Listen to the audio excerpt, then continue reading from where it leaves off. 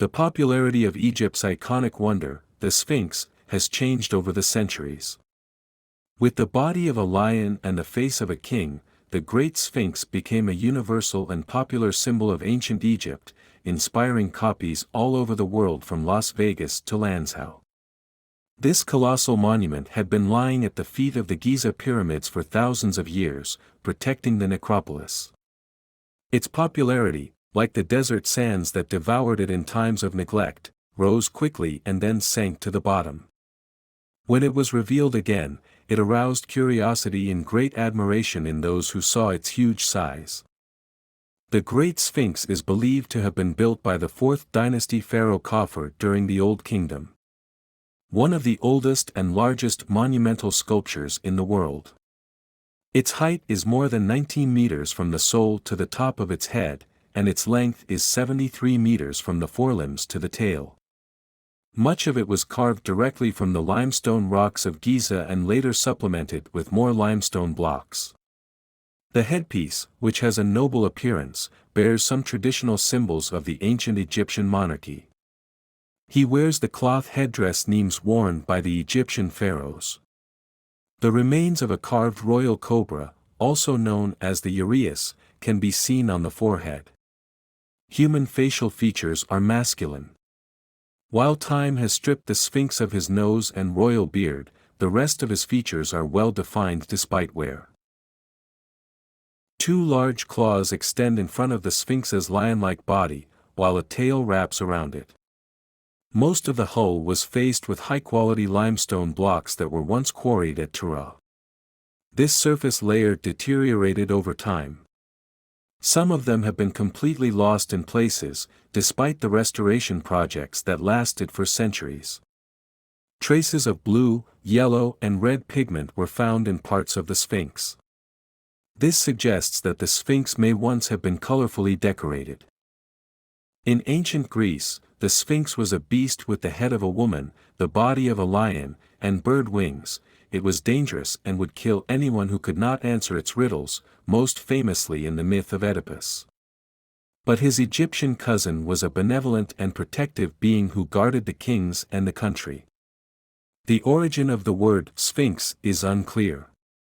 It may have been derived from the Egyptian term Shisepank, meaning living image, and used to refer to depictions of gods or pharaohs. Unlike the Greek monster, the Great Sphinx has a male head and no wings. Other depictions of sphinxes appear in different periods of ancient Egypt, and their heads vary, while the lion's body remains consistent. In addition to human heads, there are also animal heads such as rams, jackals, hawks and crocodiles. Such statues were often found as part of Egypt's sanctuaries. For example, a pair of falcon-headed sphinxes from the 13th century before Christ were unearthed in the temple of Ramses II at Abu Simbel. Another example is Luxor's Sphinx Street, built in the 4th century before Christ. They still stand guard along a road of about 2.5 kilometers connecting the temples of Karnak and Luxor. Although the Sphinx has spent 4,500 years watching the centuries come and go, attitudes towards the giant marvel have changed drastically over the years. In the Old Kingdom, the Sphinx was worshipped and seen as part of the sacred landscape of the Giza necropolis. When new regimes came into power, it lost its importance. Over time, it was buried in the desert sands until only its head was visible. In time, visitors to Giza would rediscover the Sphinx, patiently waiting to be noticed. The colossal statue would be reborn as soon as it emerged from the sand, and new visitors would marvel at its size, mystery, and durability. 2 of the biggest mysteries surrounding the Sphinx of Giza are when and by whom it was built. The scientific consensus is that it was built about 4,500 years ago, when the Great Pyramids were being built during the Old Kingdom. The Sphinx and these huge tombs are definitely connected. The giant guardian appears to be sitting between 2 pyramids, each erected by a different 4th dynasty pharaoh. Ruling around 2500 before Christ, Khufu had the Great Pyramid built, while his son Khafre had his own tomb, slightly smaller but still impressive. As magnificent as the pyramids of these ancient Old Kingdom rulers are, historical records of these pharaohs are scant. So much so that archaeologists had to investigate with the meticulousness of a detective while trying to solve the mystery of who made the Sphinx. To date, no concrete evidence or any inscription referring to Khufu or Khafre has been found. The most popular hypothesis, defended by Egyptologists such as Mark Lehner and Zahi Hawass, was that Khafre had the Sphinx built as part of monumental building projects, including the burial site and the surrounding temple complex. These scientists studied the ruins of the necropolis and the various structures that each king had built here. Given the Sphinx's position in Khafre's scheme of pyramids and funerary temples, it is more likely that Khafre had it built, as it suggests careful planning and logic. They believe the Sphinx was carved out of a large piece of limestone, possibly a structure that was uncovered when workers were removing large chunks of rock for the construction of temples nearby. Some have suggested a much earlier dating, based on the stele of the inventory, which contains a text dating to around 670 before Christ, 1,000 years after the events it describes.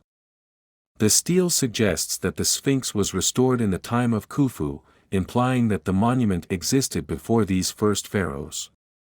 However, the stele is full of anachronism, leading many experts to view the text with skepticism. Opposite the Great Sphinx are the remains of a temple, probably built at the same time as the colossal statue. Although the structure was never completed, it is believed to have been consecrated. Representations of the sun god Ra from different angles were found here. The Sphinx, located behind the sanctuary, must have formed a part of this sacred complex. Excavations in the early 20th century uncovered the remains of the temple's megalithic limestone blocks. Probably at one time they were all covered with granite. The floor was made of alabaster. According to Egyptologists Herbert Rickey and Siegfried Schott, the 24 columns in the central courtyard of the temple could have represented the 24 hours of the day. Opposite them were statues of the pharaoh. In the middle stood an altar. The temple had two sanctuaries, east and west. The first may be dedicated to Khepri, the god of the morning sun, and the second to Atum, the god of the evening sun. Presumably both temples were closed, with the middle area open to the sky. Thus, at noon, he would allow the light of the mighty sun god Ra to shine when he was at the zenith of his daily course. During the equinoxes, an astronomical solar alignment can be observed between the temple of the Sphinx itself, and the pyramid of Khafre. An observer, standing on the temple's east-west axis and looking at the setting sun to the west, could see the equinox sun set on the south side of the Sphinx and Khafre's pyramid. About 1,000 years later, the 18th dynasty pharaoh II, Amenhotep built another small temple near the ruins of the Khafre complex. This new kingdom structure made of adobe bricks is located near the northeast corner of the Sphinx temple. It was dedicated to the god Harem-Ake, Horus on the horizon, who was later associated with the Sphinx. After the Old Kingdom fell, the Sphinx and its surrounding structures were abandoned and in ruins.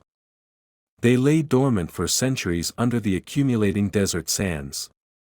However, the Sphinx would be reborn during the New Kingdom, around 1075 before Christ, when a young pharaoh used it to bind his reign to the old kings.